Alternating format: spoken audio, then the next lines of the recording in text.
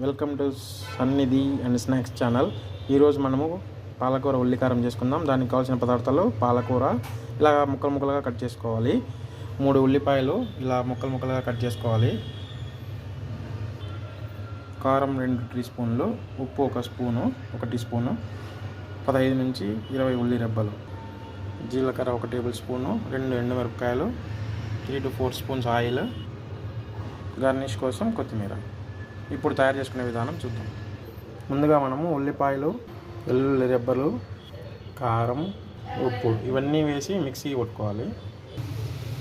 ఇలా మనము మిక్సీలో గ్రైండ్ చేసుకోవాలి, పలుకులుగా గ్రైండ్ చేసుకోవాలి. ఇలా ప్యాన్లో 3 నుంచి 4 టేబుల్ స్పూన్లు ఆయిల్ వేసుకోవాలి. తర్వాత ఇందులో 1 టేబుల్ స్పూన్ జీలకర్ర, 2 వెల్లుల్లి, 2 ఎండుమిర్చి యాడ్ చేసుకోవాలి. తర్వాత మనము ముందుగా మిక్సీలో వేయించుకున్న ఎండు మిరపకాయల కారం, ఆనియన్ వెల్లుల్లి కారం వేసుకొని బాగా నూనె పైకి తేలేంత వరకు వేయించుకోవాలి. ఇలా పచ్చివాసన వెళ్ళేంత వరకు వేయించుకోవాలి.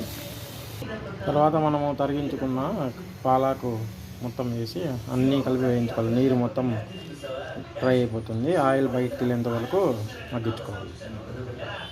ఇలా పాలకూర మెత్తగా ఉడిపోయిన తర్వాత నీళ్ళన్నీ వెళ్ళేంత వరకు 2-3 నిమిషాలు బాగా మగ్గబెట్టుకొని దానిపైన కొత్తిమీరతో గార్నిష్ చేసుకోవాలి. ఇలానే కొత్తిమీరతో గార్నిష్ చేసుకొని వేడి వేడి అన్నంలో కలుపుకొని తింటే ఉంటుంది సూపర్. మీకు నచ్చినట్లయితే నా ఛానల్ని సబ్స్క్రైబ్ చేయండి, షేర్ చేయడం, లైక్ చేయడం మర్చిపోవద్దు, కామెంట్ చేయండి. Thank you, bye.